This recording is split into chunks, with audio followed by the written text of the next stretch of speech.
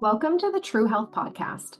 I'm your host, Michelle Scarlett, board-certified functional diagnostic nutrition practitioner, business owner, and the woman other high-performing women call when they're burnt out, stuck in survival mode, and ready to get back their life. If you've been told by your doctor that everything looks normal, but you know something's off, if your energy is tanking, your focus is scattered, and your body feels like it's working against you, if you're craving more capacity to lead, to scale, to show up fully in your business and for your family, this is the podcast you've been looking for. Every week, I bring you the real conversations doctors aren't having with you, from the truth about your hormones and metabolism to the deeper root causes stealing your energy. I'll share success stories from women who've completely turned things around and give you the tools and insights I use with my private clients. This season, I'm also sitting down with powerhouse women, CEOs, founders, and leaders who have made their health the foundation of their success. These are the conversations that change lives. So if you want real answers, more capacity, and the kind of results that ripple into every part of your life and business, you're in the right place. Jenn Malecha supports busy, health-minded professionals in taking back control of their health by giving them access to the right lab tests and resources so they can find the missing pieces of their health puzzle, actually fix what is wrong, and get back to feeling like themselves again. Using over a decade of personal training experience, training in functional diagnostic nutrition, transformational coaching, and a BS in kinesiology, she creates personalized health rebuilding programs for clients that are realistic and sustainable for long-lasting results. And that empowers clients to be the boss of their own health. Welcome to my True Health Podcast. I'm Michelle Scarlett, a board-certified functional medicine practitioner, functional diagnostic nutrition practitioner, certified personal trainer, and women's health coach. I'm here to help women achieve true health by deep diving into the symptoms that often go ignored or dismissed. Join me and other experts in the women's health space as we uncover the truth around all things women's health. Hello, friends. Before we dive into today's episode, this is your friendly reminder to rate and review my podcast so more women like you get access to it. We know how important it is to empower and educate women to be advocates for their own health because the information we share on this podcast is not the information we're taught by our doctors. Hey, Jenn, thank you so much for joining me today. I'm so excited to have you. Yeah, just two girls here and about to have an awesome conversation. Can't wait to see what we get into today. I love it. Well, why don't we start you telling us a little bit about your story and what's brought you here today? Oh gosh, where do I start? I'll try to make it as short as possible. I've always kind of been interested in health, even though as like a little girl, I maybe didn't actually like know that consciously, but we grew up with a garden. I was super active. And when I really like got to that point of having to decide what I was going to do with my life, knew I wanted to work in the realm of health in some kind of way, but back when I went to college in 2001, functional, holistic, integrative health like really didn't exist in the mainstream. It existed like behind the scenes because all the work that people were doing now is how we have it today, essentially. Right. So I went off to get a degree in kinesiology thinking that I wanted to be a sports psychologist. Isn't that funny? I mean, that's cool. Yeah, because I grew up in a single dad home during the 49ers dynasty era, watching Joe Montana and Jerry Rice and Steve Young. And my dad was obsessed with football. And so, of course, I was too. And I was like, a guy's girl. I played flag football for a hot minute as well. And I remember just like learning about sports psychologists that were helping athletes after injury, like get back onto the playing field, right? Like working on their mindset. And I was like, I'm going to do that. So I went and pursued a degree in kinesiology with an emphasis in athletic training and basically like fitness, nutrition, and health. And like, took biology, anatomy, nutrition classes, all of that stuff in college. And then realized that the path to becoming a sports psychologist was a very long road that I didn't know that I really wanted to take. So I shifted gears and was like, well, now I don't really know what to do. Mhm. And It's kind of funny. We're both functional diagnostic nutrition practitioners. So you're gonna hear something really funny here is that um, my last semester in college, there was a new class that they brought about to help people understand business in the health and wellness space, essentially. And one of the things that we had to do as part of that class is we had to like go like shadow people or do like intern work. So I went Okay. to the San Diego State gym, and Sean Croxton was Oh,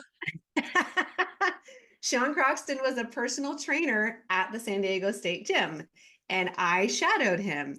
And I was like, wow, this dude's a really successful personal trainer.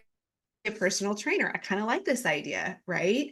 And so he inspired me to become a personal trainer. I applied, got hired at 24-Hour Fitness, like had a career at 24-Hour Fitness. He transitioned into Sean the Food Guy and then Underground Wellness. And he used to come to, I was the general manager of a 24-Hour Fitness gym, and he would come in and shoot videos there. And like that's how he got his YouTube started. okay. Like in some of his old videos, girl. It is so fun. Um, so needless to say, like in this time frame, I was then diagnosed with skin cancer at 25. That's really Oh my goodness. the impetus of what I'm getting to here in this story is that here I was, the healthiest person that I knew, right? I studied fitness, nutrition, and health. I was eating boneless, skinless chicken breast. I was counting my calories all the time. I was exercising. I was eating every 2 hours. I was doing all the things that we were told to do. And yet I got diagnosed with skin cancer. I still struggled to like maintain my ideal weight. It would bounce around on the scale all the time. I mean, I trained for fitness shows and marathons and did some intense like training cycles and still felt stuck. And I also remember like in the afternoon times, I would go to Starbucks and I would get a double Americano with inflammatory like milk creamer. And I would drink that thing to keep me awake while I was training my afternoon clients. And I would literally be leaning up against the wall, like struggling to keep my eyes open, you know? Oh my goodness. It didn't make sense. None of it made sense. I can Again, relate to you. I can relate deeply to that. I feel like aside from the cancer diagnosis, I always felt like the unhealthiest healthy person because I never felt energy. I struggled my weight up and down. The inflammation was a big one when I look back at photos and yeah, thinking to myself, I ate so healthy, I drank so much water, I worked out all the time, I would two a days, all of that. Exactly what you said, the everything that you think you're doing, but how on earth did you get a cancer diagnosis? Or how on earth did you feel so awful all the time? all the time. I mean, this also dates that time frame is like back then we didn't have online schedulers like we do now. So we had this massive scheduling book. This thing was like huge, like took up like a whole table, right? And at the beginning of the month, we would have to sit down and manually write in all the personal trainers like availability to schedule clients with a Sharpie marker. And so I remember sitting down to do this because as a manager, it was my job. And 30 minutes into doing that, I got nauseously crazy sick from all the chemicals and had to go home for the rest of the day. And at that time, I wasn't into functional health or holistic health or any of that stuff. Like I didn't know.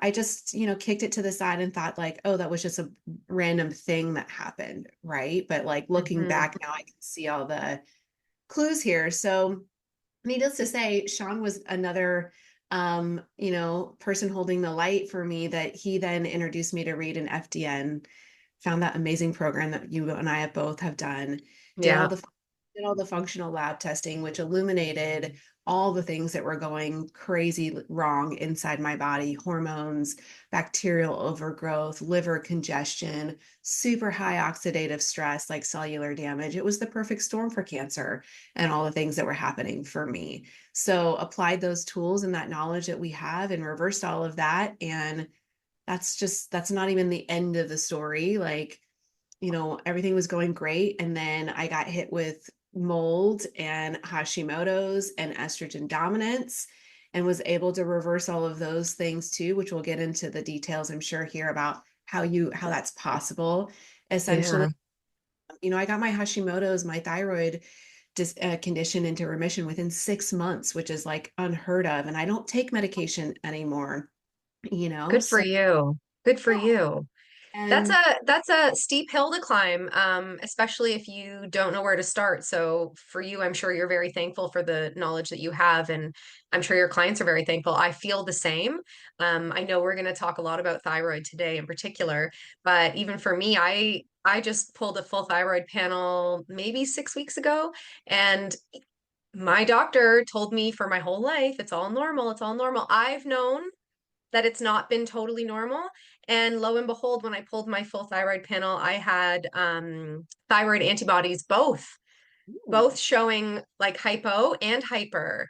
mm, So I have been diligently working on myself in that way as well. And, I'm just looking over the notes that you sent me and talking about toxins, the toxins in your body clogging up your liver, creating this perfect storm for all of that, right? yeah. Cancer, Hashimoto's, etc. Tell me a little bit about that and like when you kind of uncovered that idea. Oh gosh. Well, it's like, and I think we can both relate to this because we have this fitness background, and you know, it's like in the beginning, like I was just saying, when I got diagnosed with skin cancer, it was like, but I'm the healthiest person that I know. So why is this happening to me? Yeah. And I'm doing all the right things, right? And like this happens to a lot of the clients that show up in my practice as well too, or this is their experience, is like I'm doing all these things and I'm still stuck, and other people aren't having to work as hard. And like, why is that? You know? Hmm. And it's such a fascinating thing.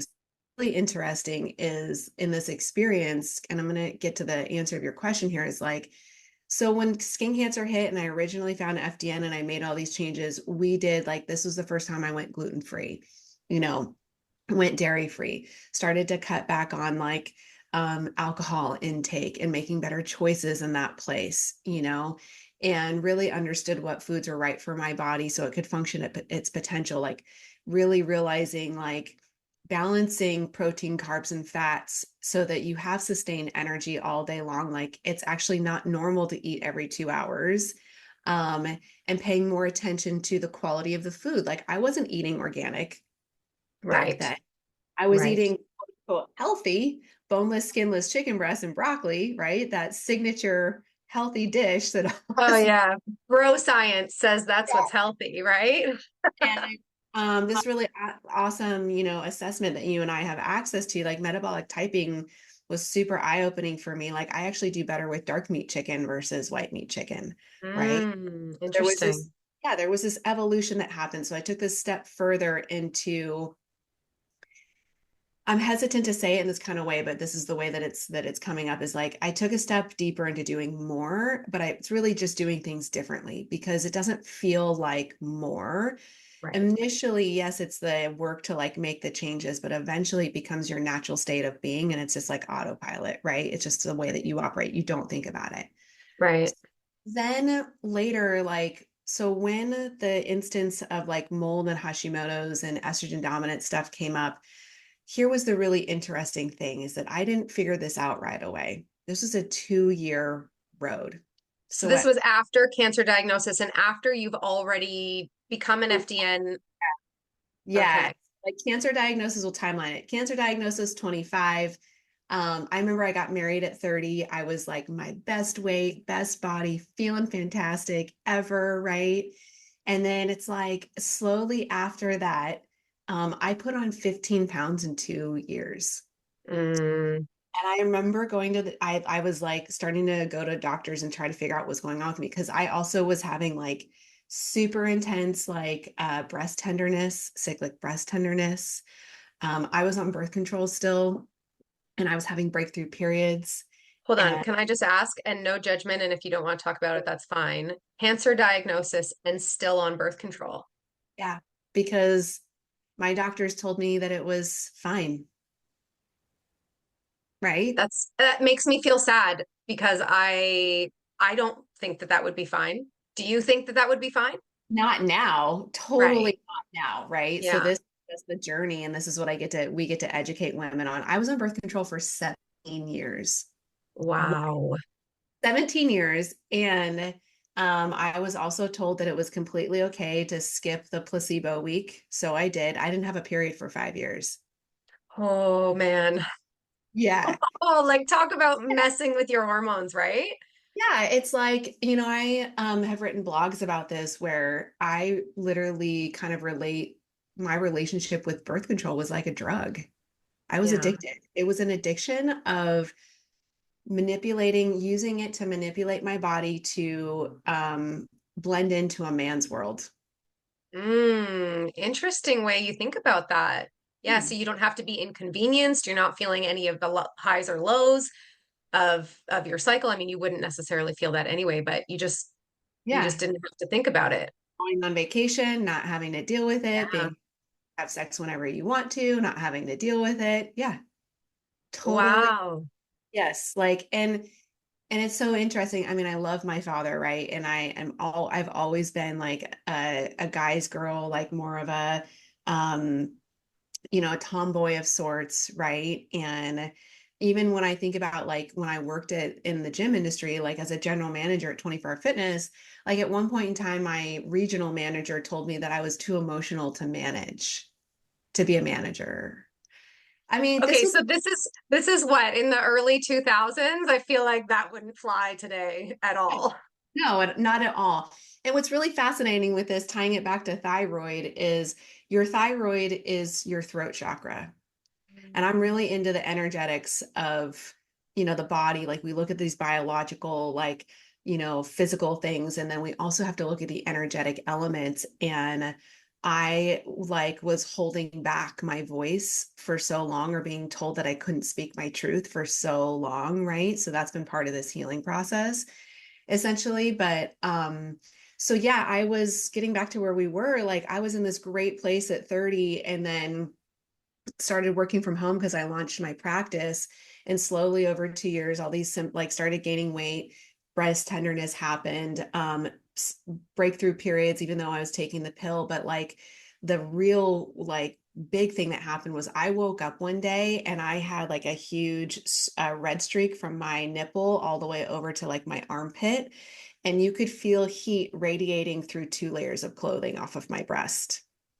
I was freaking out because here I had a cancer history already. That's So I'm, yeah, that's exactly where my brain just yeah, went. I'm like, shit. Oh, sorry, can I cuss on here? But Yeah, you can totally cuss. I was like, breast cancer, like I'm really freaking out now. And so I start like spinning my wheels, researching in San Diego, all these women's health experts who can help me with this, looking at conventional and functional. I mean, I remember going to this one guy, like kind of like Chinese medicine guy, and he couldn't explain it. Like his solution was like, well, let's just put you on topical progesterone cream. And I'm like, I'm not putting more hormones in my body when you can't Yeah. tell me what's going on with my hormones. You're going to love this one. I went to the top women's health specialist at one of the major medical systems here in San Diego. And she was like, well, maybe you just put on 15 pounds of muscle. And I was like, do I'm not you? stupid. Yeah, I was like, you clearly know zero about women's health, because as somebody who is trained for fitness shows, it is incredibly challenging for women to put on bulk muscle. Like, Absolutely. I was like, you have no idea what it is that you're talking about here. Um, so I was like, I got to take this matter into my own hands, just like I did before, and took a step back. I knew there was something going on estrogen wise, that I was estrogen dominant, but I was like, this is where I get back. I was like spinning in my thought process in my environment, because I was like, I'm doing all the healthy things. I'm eating gluten free. I'm like dairy free, inflammatory food free. I'm wearing castor oil packs at nighttime. I'm taking supplements. I'm going to sleep by 10 p.m. Like I literally had all the foundations covered, right? And it was just this divine day that I was like sat in my office. I had had my period for 12 days at this point in time. It had Oh been my gosh. and it was really interesting. I was still doing some personal training on the side. And I went to go train a client that morning. My period stopped for 2 hours. And I came back and sat in my office and it started again. And I was like, there's something going on in here, but I just didn't know what it was. And like divine guidance the closet door to grab some packing material, shipping, because this was before this was like before full script and dispensary. So I was stocking supplements in my house to ship to clients. And I look up and there's black mold all over the closet. And I'm literally, Michelle, like I sat, like my desk was like maybe a foot and a half away from this Oh my gosh. for 2 years. And my dog had been getting ill. We had a black lab, beautiful black lab, and he'd had all these chronic GI issues that had kicked up. And I was like, oh, he was the canary in the coal mine.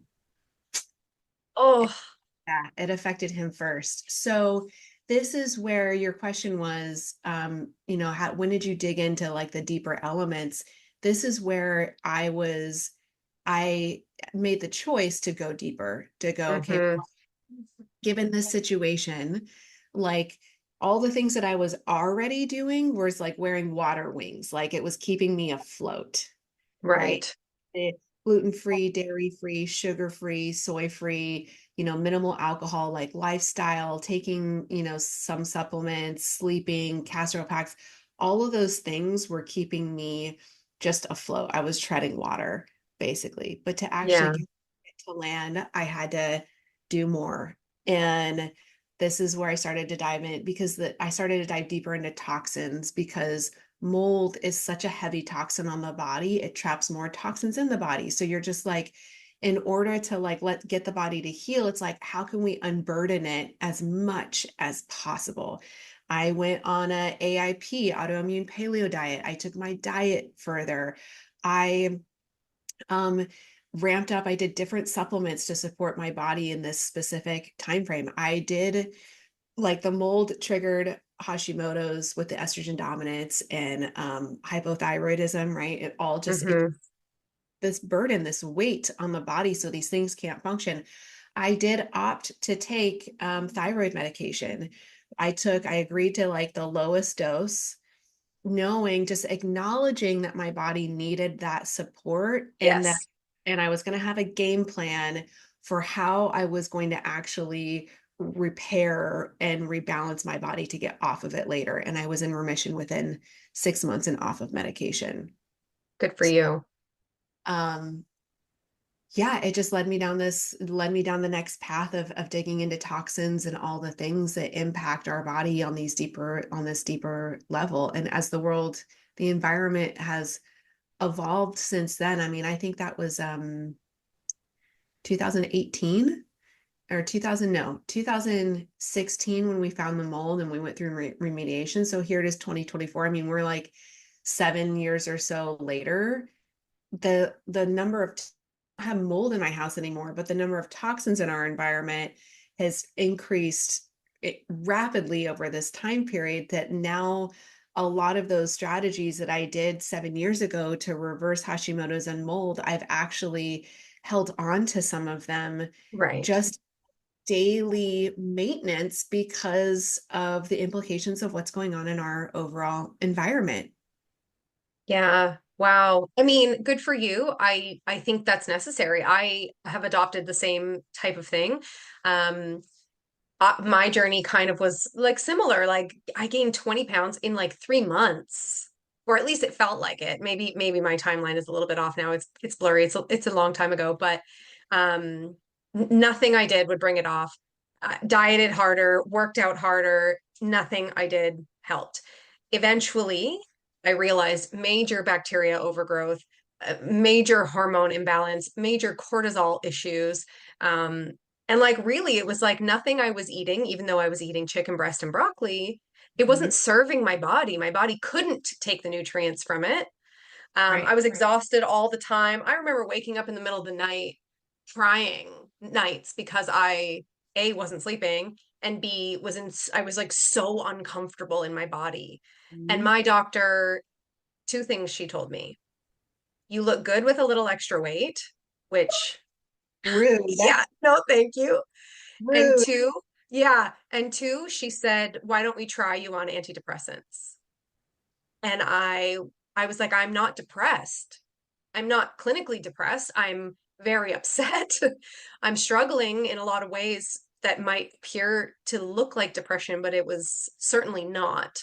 Mhm. Um, And you know what? I'm not somebody who, again, would, similar to you, if your body needs support in that way, Yeah.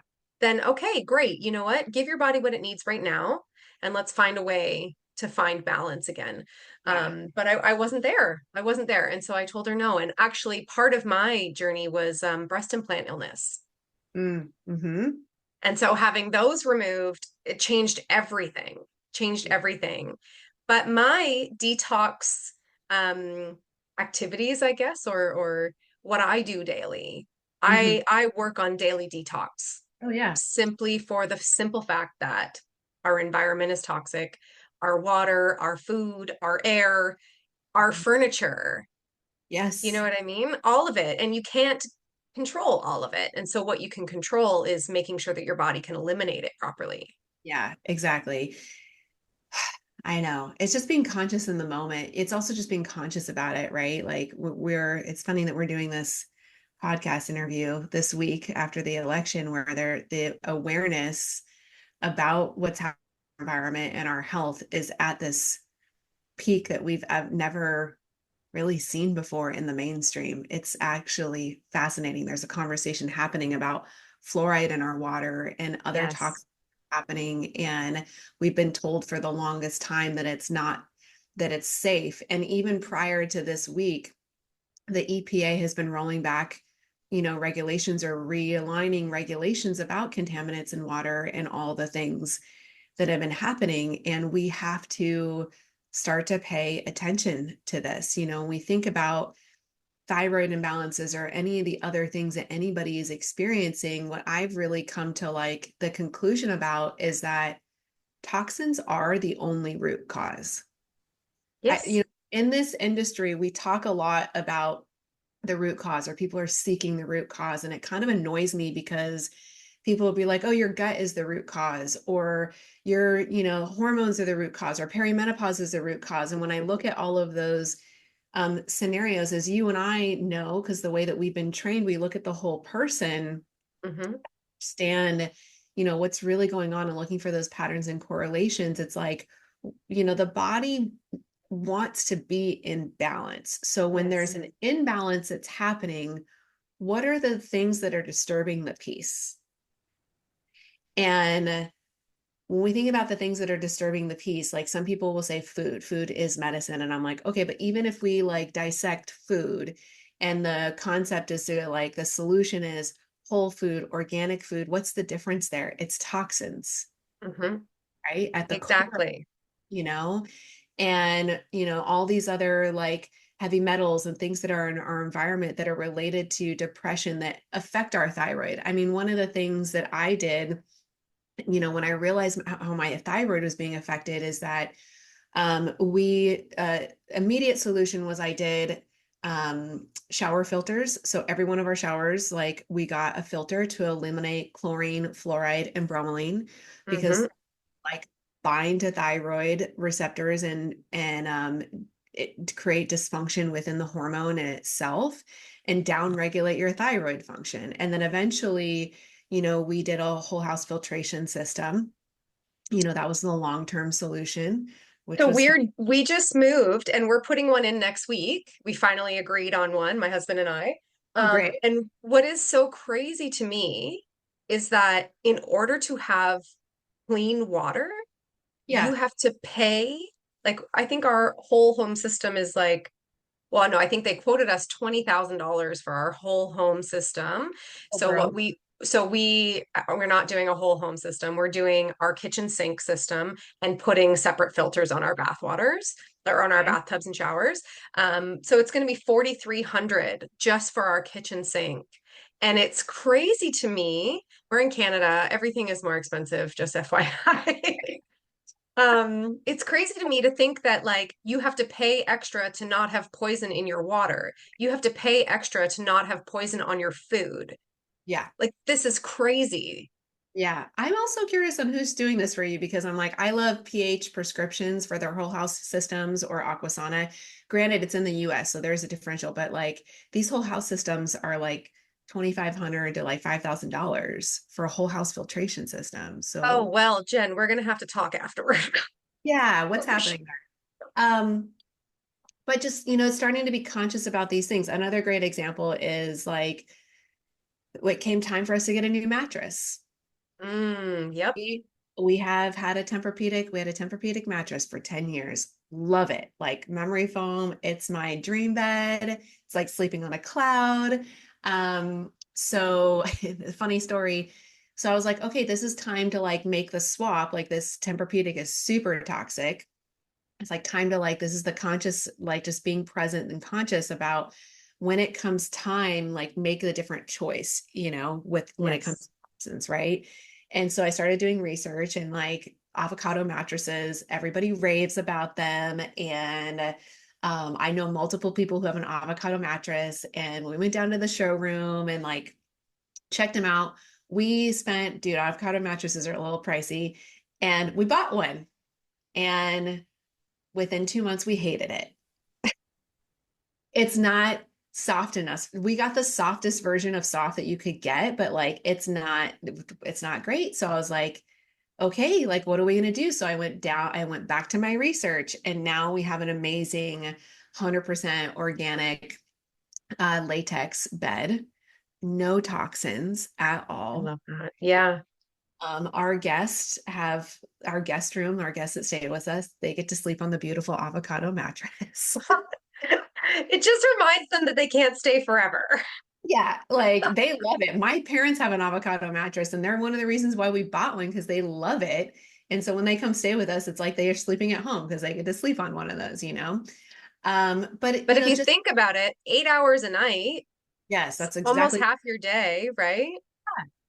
like you're just sleeping in a toxic bed for 8 hours a night, which we don't want to freak anybody out, because again, it goes back to like, okay, we just have to take a deep breath and start to like acknowledge what's happening, and also not beat ourselves up about it, because all of us are just doing the best that we can in any given moment. And I didn't know these things either, and neither did you, Hmm. until we started to have these conversations.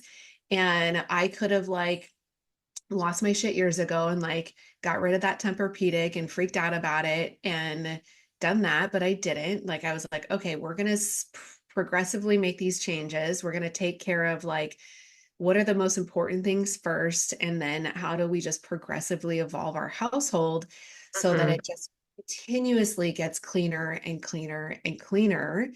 And do the research, you know, when the opportunities present themselves, just to like make different choices, you know. And it's so funny. So my niche is fat loss.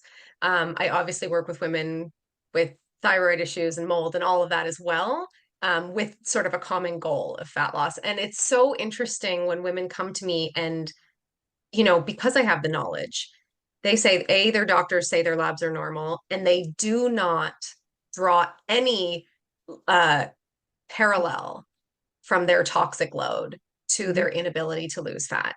Like it is so hard for them to even comprehend that that could be a thing when we are all so diet and exercise, and that's it, Yeah. Yeah. right? But toxic load is well, if you just think about it, if you're ingesting poison all the time, how on earth are your organs functioning? Yeah. They're just surviving. It's not. Yeah. They're literally just not. Right, Exactly. Yeah. right. It's So let's dive into the gut, liver, and thyroid connection, because I honestly don't think women are educated on this connection. When women are diagnosed or are going undiagnosed with thyroid disease, um, their doctor never tells them how to work on it with their liver or with their gut. Also, before we jump into that, I just wanted to I had to look this up because I couldn't believe it. I heard it like last week sometime, and then I had to just confirm. It's this stat is crazy to me. An estimated 20 million Americans, women, have some form of thyroid disease, and up to 60% of those with thyroid disease are unaware of the condition. yep. That's from American Thyroid Association. That's like Yeah. directly from their website. I'm like, this is not okay. We need to change the medical reference range if 60% of that 20 million is going unrecognized. Yeah.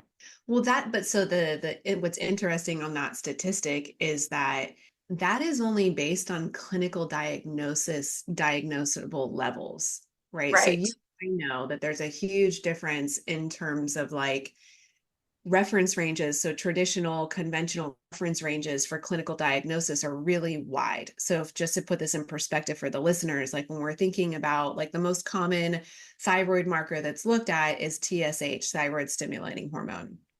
And the clinical reference range for diagnosis is usually like somewhere around 0.5 to like 4.5. But what Hmm. you know is that the optimal range is going to be somewhere between 0.5 to like 2. Right.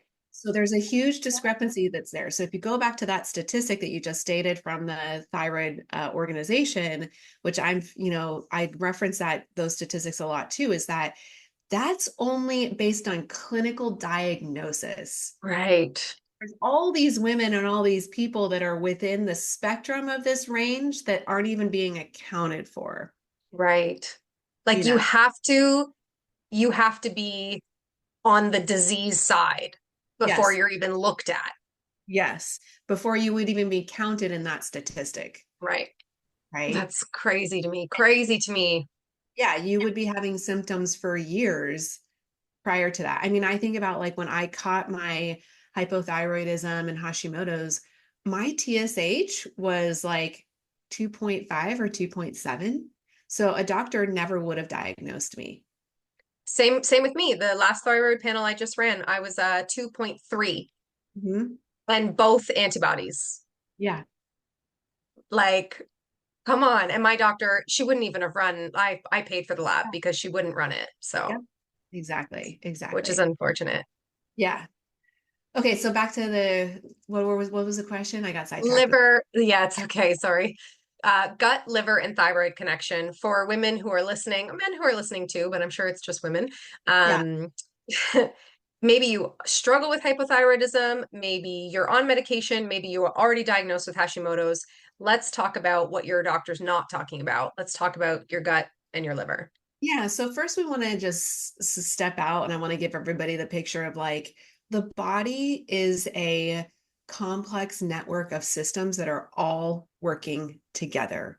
And this is part of the gap in our traditional care is that you go to an endocrinologist who's only looking at hormones. They're not actually taking into consideration how does the endocrine system interact with the immune system and the digestive system and the detox system and all these other elements. And like these aren't isolated systems of the body, they're all interacting together. So we really want Mhm. to understand that interaction, which is why the thyroid, the gut, and the liver are so closely connected, as well as with the adrenals also too, right?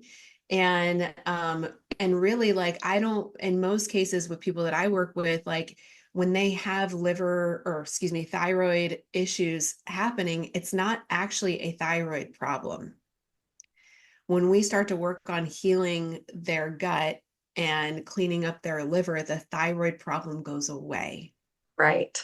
right? Um, so what is the connection here? A couple of things. Let's start with the gut first. So when we talk about the gut, we're talking about the digestive system, your intestinal tract. And that thing does a lot of important stuff. We could go on, we could have a whole separate podcast, which I'm sure you've had many people on here talk about the importance of this.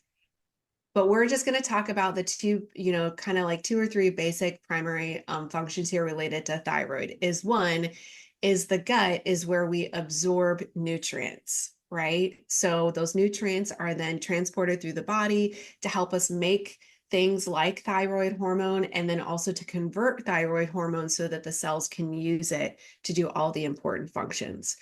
So first and foremost, if the gut is a mess and we're not digesting and absorbing nutrients as well as possible, that in itself is going to affect your thyroid function. You're not getting the nutrients to make thyroid hormone or to convert it well or uptake it into the cells well either, right? Right. It's also where the immune system is. So when we think about thyroid, the categories of thyroid issues, like you just mentioned, an autoimmune condition, Hashimoto's, we've got Graves' disease, other things related. autoimmune conditions are directly connected to the immune system. It's just any autoimmune system or autoimmune issue comes back to the immune system and the level of inflammation that is going on in the body, and your body just selected to attack thyroid tissue or a different tissue in the body. It's not actually directly related to thyroid necessarily. Right. Right. So we want to look at the gut and go, okay, 80% or so of our immune system lives in the gut. So if that immune system is going haywire, now we put ourselves in a position for an autoimmune expression, essentially, right? So we have to pay attention to the gut when we talk about thyroid autoimmunity, as well as thyroid imbalances.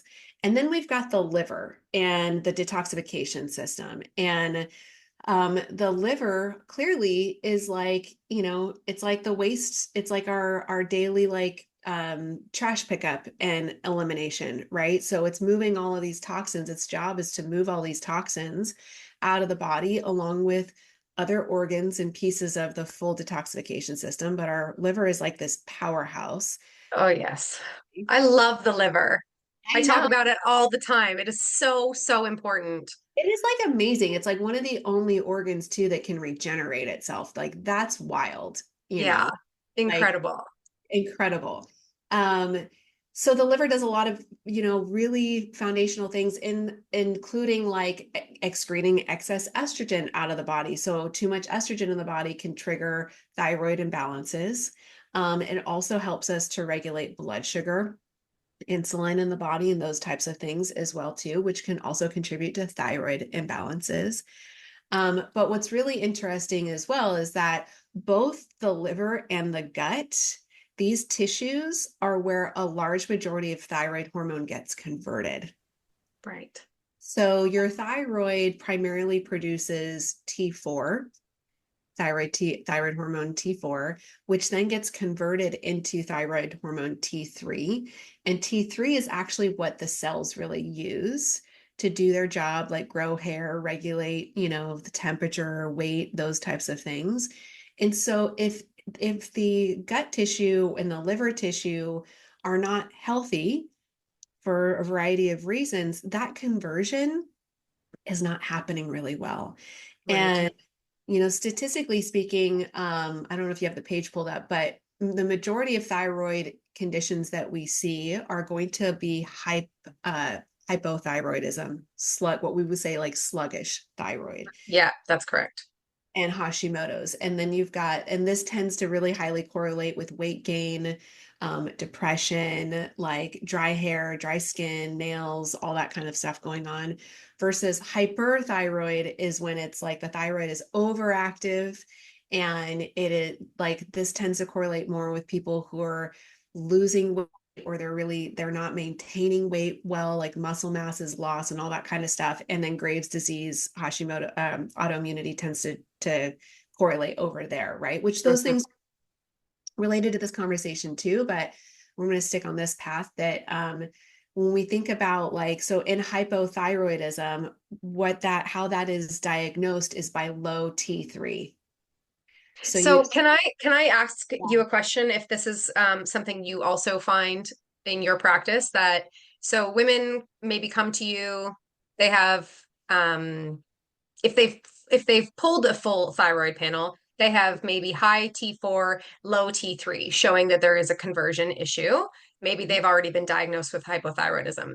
Mhm. Is it true in your experience that doctors, so for instance, Synthroid is a very popular hypothyroid medication, is T4, is synthetic T4. Yeah, And so girl. doctors are giving patients Mhm. synthetic thyroid hormone that you already have too much of, because the issue isn't that you're producing enough. Right. The issue is actually the conversion to T3. And so for me in my practice, what I often see that. And then I often see that clearly they're not feeling any better after going on the medication because the issue was never about the amount of hormone. Right. Totally. Yes. All the time. And Yeah. Okay. like current client right now, we've been having this conversation, like her she's on Synthroid T4, but like it's not converting. Like I was like, well, you could switch over to something that's T3, like she has low T3. We've been working on cleaning up her gut, her liver, all these things. There's still more that she could do, but we got to work with somebody's capacity for what they're ready, willing, and able to do at any point in time. And you know, I've been having conversations with her about, one, can we get you on can you talk to your doctor about a natural thyroid medication? Because when we think about something like natural medication, desiccated thyroid hormone, you're going to get the full spectrum of thyroid hormone. You're going to get T1, T2, T3, T4. And you're going to also eliminate like synthetic materials, chemicals, Right. contaminants. The toxins. The toxins. So yes, I see the same thing. Most people are on Synthroid or T4, but they have hypothyroidism. So it's the conversion, it's the T3 that's the problem. You know, that is the problem, right? Oh my goodness, that's frustrating. Yeah, so we can work on, even if they're on synthetic T4, we can still work with the body to clean up the gut tissue, clean up the thyroid tissue. You also need very specific nutrients like selenium to convert T4 to T3. So we can work on, if we clean up the gut, we're improving nutrient absorption. We're working to make sure that you're getting the most nutritious foods that are going to provide those elements, maybe supplementing where it's needed in order to help facilitate that whole process. And I do see a lot of people that are on synthetic T4, like their T3 will improve, the conversion rate improves when we do work on those elements, Yeah. basically. Yeah, absolutely. And okay, take us through. So again, I'm in Canada. Yeah. Our doctors will run blood work, no problem. It's not easy to have women go and pay a private lab to have a full thyroid panel, because they feel they'll get it from their doctor. Tell us what a full thyroid panel looks like. Um, Yeah. and and then I'm gonna maybe just let you know what my doctor said to me, because I ask for it. She doesn't always give it to me, but I'll tell you the reason why we can't get it here from our doctor even when we ask. Okay. So, first of all, I want to give people a resource for this because it's like you want to be informed and educated to have these conversations with your doctor. And at the end of the day, if they say no, find a new one. Mhm. You are in control of your health, not somebody else, right? So, one of my favorite books is Dr. Amy Myers' The Thyroid Connection. And she also has an autoimmune one, which is fantastic. And she goes into detail about the different thyroid markers and why they're so incredibly important. So I'm going to kind of rattle them off for everybody here, just to like, you know, answer the question, but I want to give people a resource where they can go and find these things. Great. So full thyroid panel would include TSH, thyroid stimulating hormone, which is what is going to be most commonly accepted and run to evaluate, which actually is produced by the pituitary gland. So it doesn't really tell us much about the thyroid function in itself. It's just a clue, basically. We want to look at total T4, total T3. So these are like the initial hormone that is created, but it's not available for cellular use, right? So then we also want to look at free T4 and free T3. So these are the available forms of the hormone that the cells can like utilize, right? So free T4 goes into the gut and liver tissue. It gets converted into free T3. Then the free T3 goes into the cells, basically. So then we also want to look at something called reverse T3. So reverse T3 is like the gatekeeper of the cells in relation to T3 hormone coming in. And this is also like a hidden situation that I see a lot of times too, where we're like, what is happening here? Like, why are you, you know, not feeling as great as you could? Or like, what's going on when we're over medicating with T4? We can actually see reverse T3 numbers go up. Like the cells are like, stop, too much, can't do this anymore. It's Mm. an inflammatory, like it's a safety mechanism that happens basically. There's too many T3 out on the road. We're going to have a collision. Like we have to like stop this. So reverse T3 stops T3 from going into the cells. And then I also like to look at T3 uptake. So T3 uptake is looking at what's being taken up into the cells. It kind of indicates what it's doing. What's that uptake look like? Yeah. And we want to look at the antibodies for any autoimmune insights. So thyroid peroxidase, we call TPO, and then thyroglobulin, which is TG antibodies, because those will give us insights about overall inflammation in the body. Is, when the thyroid tissue is being attacked in an autoimmune process, that obviously is going to affect the production of thyroid hormone being released, right? The tissue, just like we talked about gut tissue, liver tissue, if that's damaged or dysfunctional, we're not converting well, same thing. If the thyroid's under attack, that tissue's being like dissolved by the body, like have less surface area, less opportunity to produce some of these thyroid hormones that eventually get converted, right? Yeah. So it is also a challenge here for people to get that full thyroid panels. I have like one of my clients, we've worked together for years. And I always support people to go get their like a thyroid panel run at their doctor. So because this is one of the things that can be covered by insurance, a lot of our functional lab tests that we do are not covered by insurance. So whenever there's an opportunity to do that, why not take advantage of it? But here in the US, the insurance companies are deciding what gets approved and what doesn't. And I literally have had doctors tell clients that they won't run a full thyroid panel because they don't want to be liable for the results, which is basically them saying, I don't know how to interpret the results. Ah. So if the results come back and say something, I have a legal responsibility to diagnose you, and I don't know how to diagnose you. They literally don't know how to read a thyroid panel. Interesting. So my doctor, when I every year when I ask her to run a thyroid panel at my physical, she always looks at me and goes, "Why?" And I say, "Because TSH isn't enough." I said, "It's not even a thyroid hormone. It's a pituitary hormone." And she kind of just looks at me because she knows the world I'm in, and she just looks at me. And I give her the list, and she usually writes one or two in the notes to have done. Mhm. And then I ask her, and I'm just like, every year, I'm straight up. I'm like, why can you not just run the full thing? I'm not understanding. And she told me that the basic thyroid panel is TSH alone. And in Canada,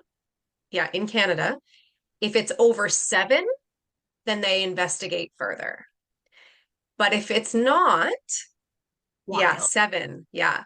If wild. it's not, so if it's under 7, and you are running deeper tests, Health Canada, the governing body, will come in and audit because she's not like playing ball, like she's not staying in her box.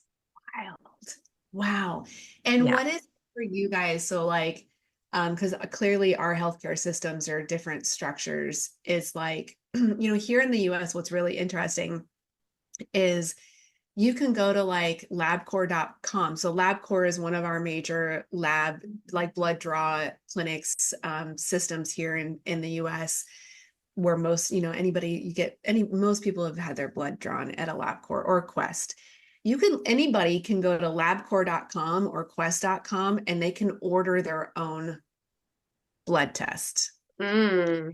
Now, it's not going to be covered by insurance because it's not ordered by a doctor. So yes, it's out of pocket, but we have the autonomy to go and do that, right? Like, and there's a lot of other like lab companies, like direct to consumer lab companies where this is possible. Hmm. So I'm curious for you guys in Canada, is that even a thing? Like, do you have to go through a doctor? Can you just go do it on your own? So I might be wrong. We do have 2 labs that I can think of up the top of my head. Um, and anybody listening, if I'm wrong, I apologize. I can put in the show notes. I can Google this afterward. But I don't believe that we can just print off a requisition and go for whatever. I do believe we need a doctor's signature. And I also just recently found out that I ordered a blood chemistry requisition off of one of our resources for a Canadian client because her doctor refused. Mhm. Um, and she was going to go to a private blood draw, not lab, like somebody who comes around Yeah, like a and can come yeah, to her house. yeah. Yes. And so I asked her to call ahead of time and just let them know that it was an American requisition from an American lab. And it was an absolute no.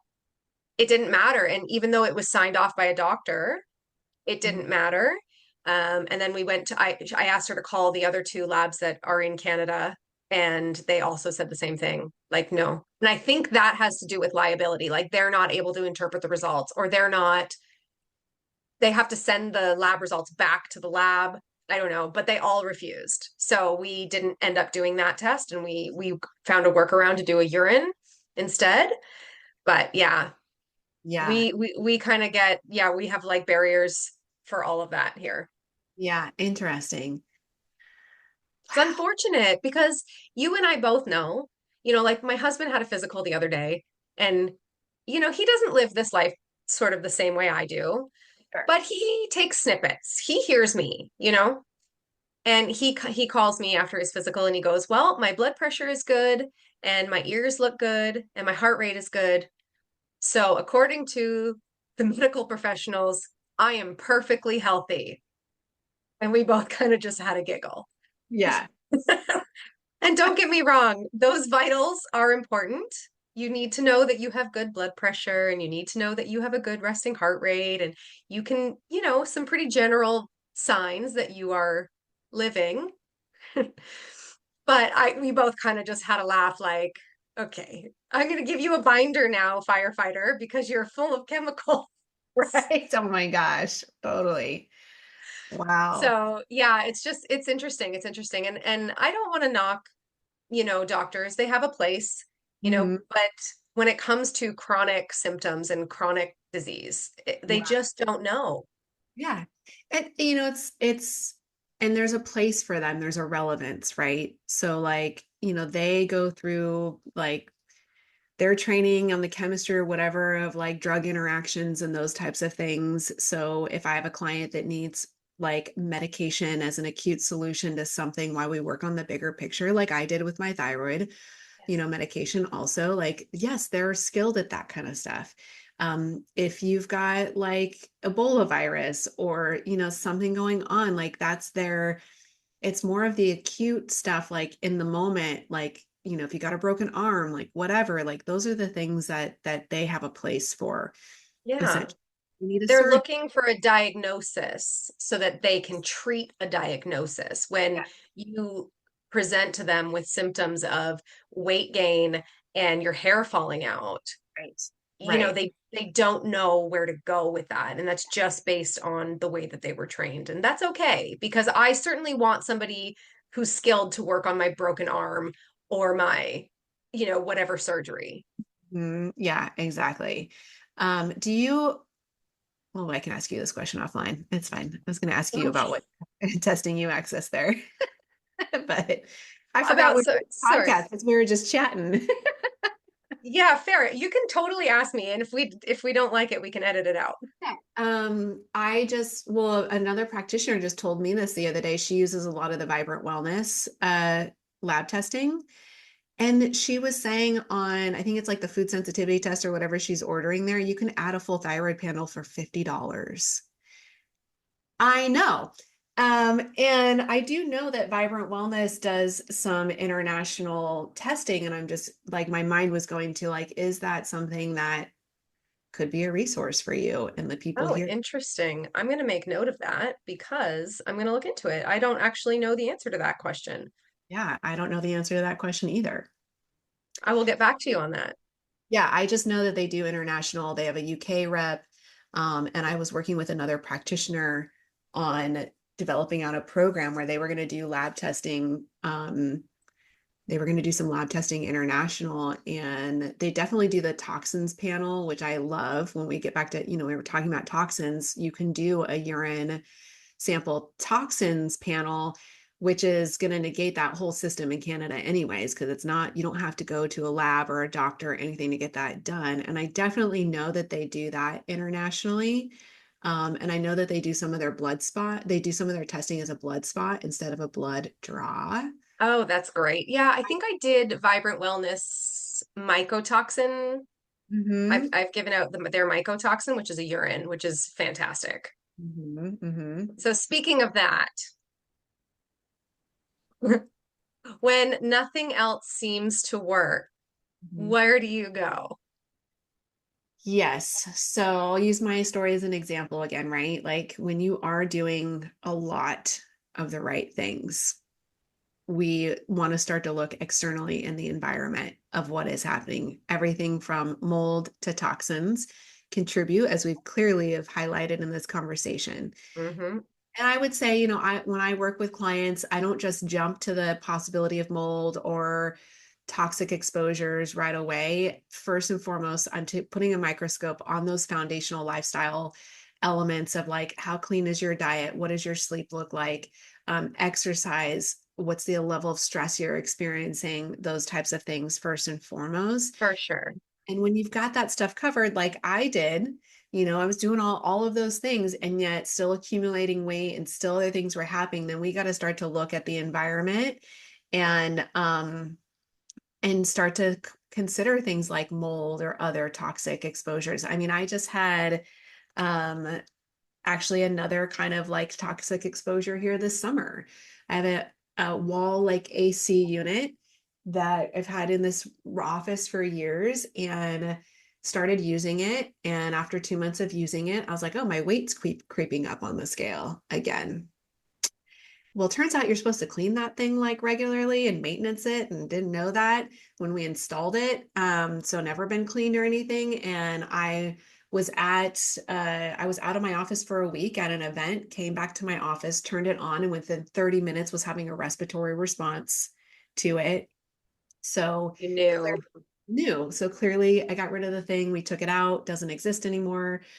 And it was a luxury item. I actually really don't need an AC unit in my office. I live in San Diego. Our temperature is pretty like middle of the road all the time. So I can have a fan. I have a fan back here. And I was like, I'm just going to actually take that risk out of my life. It's Good for not, you. Yeah. yeah. Yeah, mold is not something that I look for immediately in clients either, unless they have told me that they have, the exposure is current or, Mhm. or even in the past. Actually, I have a client right now who 10 years ago, she was exposed to mold for maybe 3 or 4 years, and she didn't see it. It was a newly renovated apartment, but she just knew. Mhm. Um, and when we did a mycotoxin test, it was, I think she had like 15 different mycotoxins off the charts, like just so inflamed, and her symptoms correlated so perfectly. Mhm. Unfortunately, I say that like it's a positive. It's not a positive. But I was like, here we are. Like this is real. Your body is not happy and it's Yeah. holding on to everything. Yeah. I think it is a positive, actually. It's a positive because the answers presented themselves. And now Yes. with the information, you can do something about it. You're not living in the place of the unknown anymore. Yes. And actually, you know what? Thinking about her thyroid antibody, TPO was over 1200, and her doctor said everything was normal. Oh my God. Yeah. Yeah. No, not okay. Not okay. Not okay. Okay, I'm going to ask you, when it comes to weight loss, what do you think is like the number one thing standing in people's way?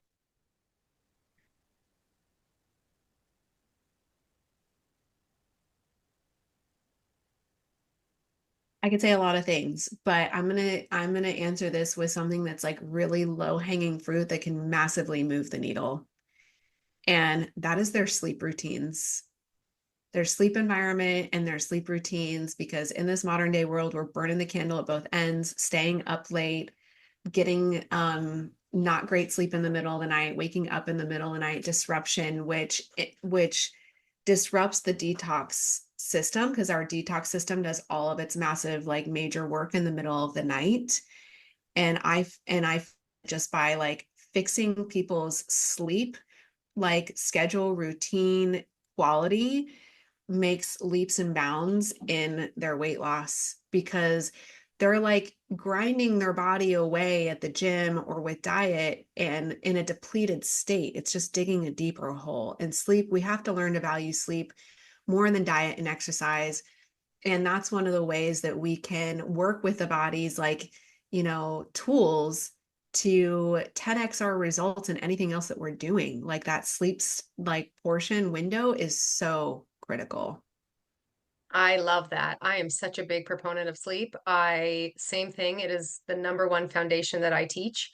And if people just aren't prioritizing it, first of all, how do you not prioritize it? I love sleep. Like I Yeah. love sleep like I love my son. Yeah. Like it is, I am excited to go to bed at night. Mm-hmm. I am So, too. Like, I think it's just the condition of the world that we live within. That's not like that. I don't think that I knew that until I actually realized what good sleep was. yeah. Speaking of husbands, my husband resisted this, like drug his heels about this, didn't believe in it. And now that dude goes to bed earlier than I do. Oh, you just feel so good. And it's funny, when my son was born, something I said to my husband values sleep too. So we're Mhm. on the same page there. But something I said when my son was born, to my husband was, I really want to teach him that sleep is so good. Not good for you. It is good for you. And I feel like kids will rebel against that. But like, I really want to, every morning I tell him, you had such a good sleep. Do you feel so good? He's only 20 months old. But like, I want to instill in him now that like he feels so good because he had such a great sleep. And I am just like hoping that that Yeah. just continues for the rest of his life. Yes, totally. All right. So you have a checklist offered to your clients, my clients, the listeners. Yeah. What is this checklist? It is the toxins checklist. So we talked a lot about environment and toxins in our environment and recognizing those things. So this checklist is going to help you thoroughly go through your lifestyle and your environment to really understand what your toxic exposures and load is. And then you can formulate a game plan. Like then you can have that awareness, like we talked about earlier, and go, okay, here's all the things that are going on. Maybe my game plan is to chip away at this and tackle 1 or 2 things a month, right? I love it. Just like we were saying earlier, it's starting to cultivate the awareness first. And when we become more aware, now we can make conscious, like informed choices when the time comes. Swapping out your mattress, swapping out your cleaning products, your beauty care products. When you run out of that thing, replace it with something better, right? And you can start checking things off the list. Yeah, I love that. That's great. Do you have anything else you want to add today? I think we covered a lot of ground. So Agreed. Okay, so tell everybody where we can find you, and I'll make sure that it's in the show notes as well. yeah. I love to hang out on Instagram. That's where I'm active on a regular basis. I know we're both over there. So Holistic Health Boss with a W, like whole body, whole foods. You can come over, chat with me, connect with me over there in that way. And then I also have a newsletter and a blog that I put out on a regular basis with information like we've shared today. So you can connect with me on my website at holistichealthboss.com. Amazing. Thank you so much, Jenn, for joining me. Yeah. If you're looking for more information on how you can work with me, you can head to my website at www.michellescarlett.com or find me over on Instagram at michellescarlett_. And this information will also be provided in the show notes.